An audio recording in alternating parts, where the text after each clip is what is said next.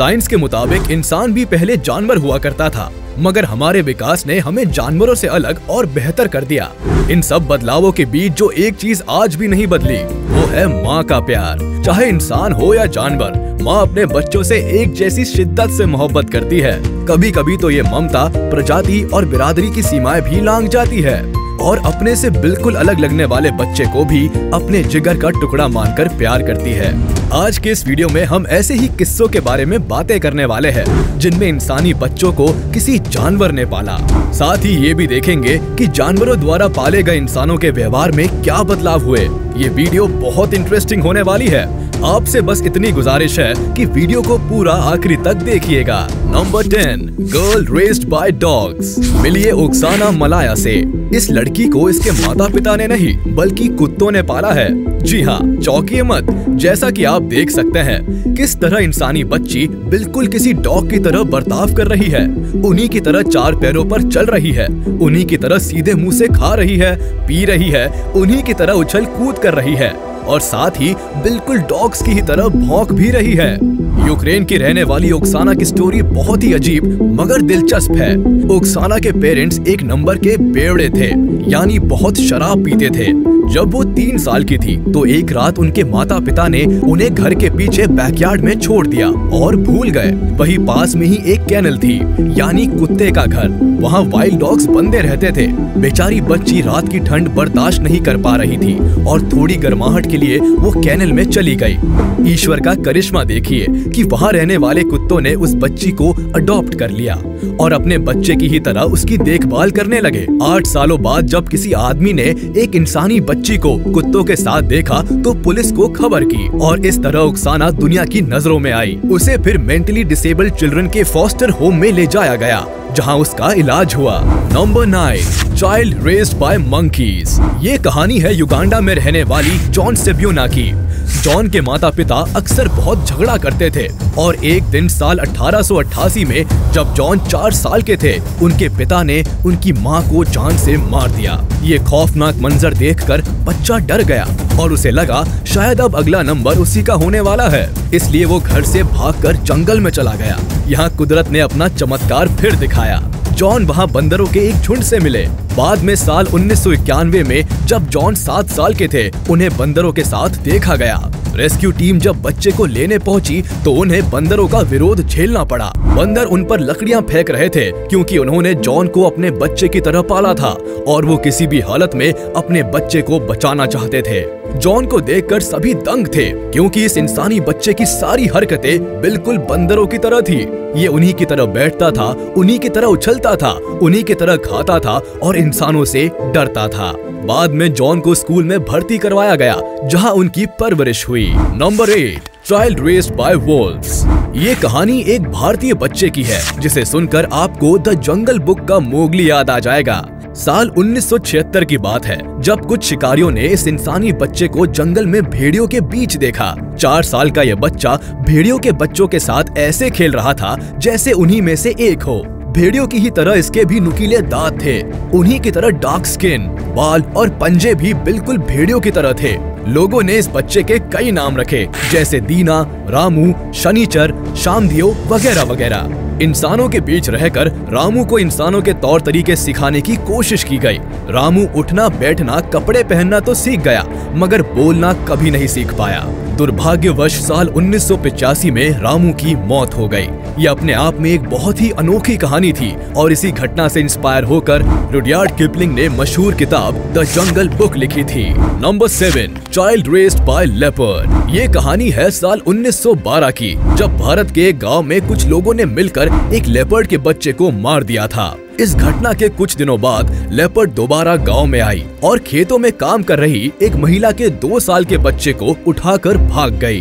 लोगों को लगा कि बच्चा शायद लेपर्ड की खुराक बन गया होगा मगर कुदरत के दिमाग में तो कुछ और ही फितूर चल रहा था। लेपर्ड मॉम इस ह्यूमन बेबी को अपने बच्चे की तरह पालने लगी। करीब 3 सालों बाद लोगों ने जब एक इंसानी बच्चे को लेपर्ड के बच्चों के साथ खेलते हुए देखा तो उन्हें आंखों पर विश्वास नहीं हुआ। बाद में लोगों ने उस मम्मी लेपर्ड को मारकर बच्चे को आजाद करवाया। सब ये देखकर हैरान थे कि बच्चा बिल्कुल लेपर्ड की ही तरह बिहेव करता था उन्हीं की तरह 4 पैरों पर चलता था, उन्हीं की तरह बहुत तेज दौड़ लगा लेता था और पक्षियों को पकड़कर उन्हें कच्चा ही चबा जाता था।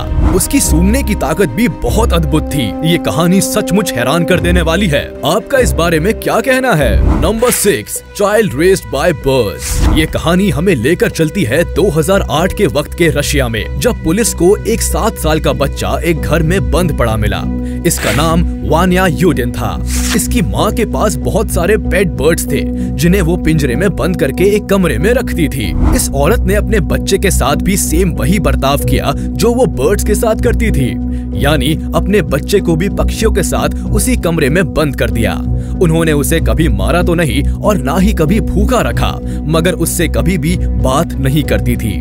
बचपन से ही वान्या पक्षियों के बीच रहा और इसलिए उन्हीं की तरह बोलना सीख गया। उसे इंसानों की कोई लैंग्वेज नहीं आती थी, वो सिर्फ पक्षियों की ही तरह चर्पिंग कर सकता था और दोनों हाथों को पंखों की तरह फैलाकर उड़ने की कोशिश करता था।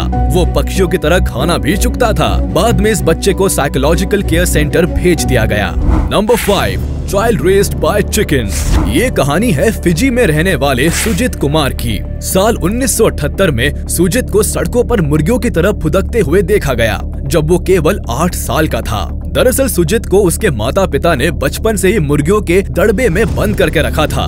पिता की हत्या हो जाने के बाद और मां के आत्महत्या कर लेने के बाद सुजित के दादाजी ने उसकी जिम्मेदारी संभाली, मगर वे उसे ठीक करने में नाकाम रहे। मुर्गियों के बीच रहते रहते धीरे धीरे सुजीत खुद को भी एक मुर्गी समझने लगा और उन्हीं की तरह बिहेव करने लगा। सुजित मुर्गियों की तरह ही दोनों हाथों को पंखों की तरह फैलाकर चलता था, मुर्गियों की तरह ही दाना चुगता था और आवाजें भी बिल्कुल मुर्गियों की ही तरह निकालता था। उसकी उंगलियां भी मुर्गियों के पंजों की तरह मुड़ी हुई थी। Number 4, child raised bye goats. ये कहानी है पेरू में रहने वाले एक 8 साल के बच्चे की, जिसका नाम था डैनियल। साल 1990 में ये बच्चा पेरू के माउंटेन्स में बकरियों के साथ मिला था। कैंसस यूनिवर्सिटी की एक टीम ने इस बच्चे को ढूंढा था और उन्हीं ने इसे डैनियल नाम दिया था। ये बच्चा बचपन से ही बकरियों के बीच रहता था और उन्हें ही अपना परिवार मानता था। वे बकरियों की तरह ही आवाज निकालता था और अपने परिवार की बकरियों से बातें भी कर लेता था।